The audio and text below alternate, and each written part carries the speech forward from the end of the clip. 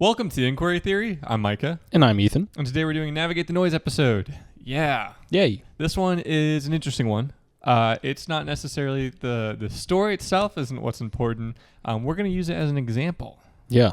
An example of media and how much we just don't dislike the news enough. Yeah. Yep. Shady news purposes, stuff like that. So, anyway, to start with, the article we found on Ground News. The headline was, Border Patrol Director in Detroit charged with defrauding FEMA. Wow. Ethan, what do you think that's about? Oh, sounds like there's a Border Patrol Director defrauding FEMA. Wow. Who could have guessed that one? So that's what it sounds like, right? Yeah. Yeah, okay. Well, hold on to that because that's what it sounds like. That's what you think. Mm-hmm. Wait, so what does that mean, though? So I think the purpose of this article, from just the headline, you look at it and you're like, man, that's crazy. Of course, look at all this government corruption going on. Mm-hmm. A Border Patrol Director defrauded FEMA. Why did a Border Patrol Director defraud FEMA? And then, I don't know who all has heard this, but I know like a couple months ago and during the election cycle, people were talking about how FEMA funds were being used, were being relocated from to the Border Patrol, but not to like actual protection, but like hotels and housing and stuff like that. There was all those sorts of accusations flying, and I don't blame anybody for not following them because it was a lot. Like money being used other than what it was intended to be used for. Exactly. So right off the top of your head, that's so what does defrauding mean? Defrauding. So basically, you claim to use it for one thing and you don't use it for that and use it for something else. So like if you claim that you're going to use the money for X and they're like, okay, here's the money you need for X. And you're like, psych, I'm going to use it on Y. Mm-hmm. That's defrauding because they're like, we didn't approve Y, we approved X. Mm. So, it's interesting. So the headline alone is a little, like, oh, all right, this is going to be juicy. Yep. Then you start reading, and it's not. Yeah, at all. No. So, Ethan, what did we find out looking at this article? What's kind of the first thing that jumped out at you once you started reading the full story that's only like 3-4 paragraphs long? Well, so at least from my perception when I read the headline, it seemed like a much bigger deal than the article is actually portraying it to be. Yeah. And so they go from talking about, it sounds like the director of, where was it? Some director of something was. So it was defrauding the entire FEMA organization, where Yeah. it turns out like all they were really talking about was one person's basement being flooded. Yep. Right. Shocker. So basically the actual story is Serena Baker Hill, 55 of Detroit. She's the director of the the Customs Border Patrol's Center for Excellence and Expertise in Automotive and Aerospace Engineering. So what even is that? So who knows? But so the headline made it seem that this director was a huge important person like who was high up. He was like defrauding FEMA for millions and millions of dollars. You know what I mean? That's what I first thought when I read the headline. Yeah, that's what we thought. We're like, oh man, we got a juicy story today. Yeah, and it turns out it was just a flooded basement that FEMA probably gave a couple grand to. Yeah. You know what I mean? Like, but basically, this person defrauded FEMA by claiming that they're like, oh, our house. And this is all flooded. alleged too. Yeah, alleged. It's all alleged.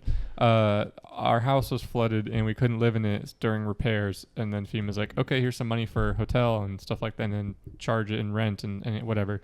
And then they came back and the FBI. I don't know how the FBI got involved, but they got involved and they started digging into it and they're like, yeah, you didn't use that money for anything you said you did. Right. So basically, just that. Which it technically is defrauding FEMA. Yeah. But that's the whole story. So yeah, I mean that's pretty much it. So we want to use this as an example. Yeah. The way the media just spins stuff. Yeah. And they expect you, the audience, to not actually read far into anything. Mm-hmm. Like, why didn't we hear about the basement in the freaking first bit of it? Why do they even include a Customs and Border Protection official? Right. Why does it matter who it was? Because that had nothing to do with her job. Right. That whole defrauding had nothing to do with her job. That position was not included.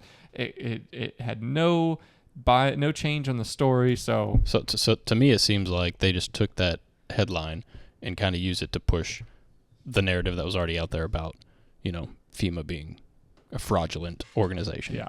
You know? Yeah. So it's just, I mean, it's good old media doing media things that 10, 15 years ago people weren't really akin to. Yes. They were like, oh, wow, because we've really turned into a culture of just reading a headline. Yeah. I mean, we have, moving on. And 20-second TikTok videos, you know, I mean, that's just how we're built now. So, you know, I mean, you got to I mean, we've been pushing that since we started these Navigate the Noise episodes. Yes. You got to read past the headlines, you know, and that's why we chose this one. It's just a prime example as to why, you know, because that could have been spun so many different ways, you know, when in reality it's really not that big a deal. I mean, it is. I mean, that's kind of messed up. You know, there's probably people who could have used that money, but still. I mean, you know, it's not some interagency it's conflict. It's not some crazy border scheme. Right. It's not FEMA's didn't lose millions and millions of dollars on this. I mean, I hope it didn't. That would have been crazy if she was like, they're like, hey, your basement's flooded. Here's $1 million. Right. And it seems to me that whoever put out this article kind of just used it as an easy way to get a bunch of clicks and get a bunch of views, and you know, this isn't out of the ordinary for anyone to do. No, it's not. Right. Like, this really is not, like, any news site's going to do this. Any reporter's going to do this. Anyone trying that's in the media sphere is going to do this. And we have a media episode that's dropping probably soon, maybe next week, maybe a couple weeks. I don't know. I've got it ready to go, but not sure when I'm going to post it. But we talk about the media and what the media does and how this is their classic MO. Like, they always do this. Get you with the headline. Halfway through the article, you're like, wait a minute, this isn't even anything to do with the headline. And so, yeah, so watch for that episode coming out, because we'll do way more in-depth diving into that. But this is just a perfect little bite-sized example of what's going on. Yep. So. Yeah, I mean, it's just important for people to know. Yep, be aware of it. So, you know. I mean, it's pretty much it. Yeah, there's, like we said, there's not much to the article itself. Not Today so much. Today is about the lesson. Yes. Today's not the news. It's a lesson. A lesson that I just recently learned. You know, it's not like I've been going through life knowing this or anything. You know, so that's why we're trying to spread the message. Yep. So thank you for listening. Do your own research. Yeah. Prime example. Mm-hmm. Don't just read headlines. Read past them. Navigate the noise that is modern information. It's crazy out there. How do you know what's right and wrong? You don't. You got to do the digging yourself. Mm-hmm. You know. Yep. Take a little. Very few people are going to actually do the digging for you. Yep. So, anyway, thank you for listening, and we'll catch you next time. Bye.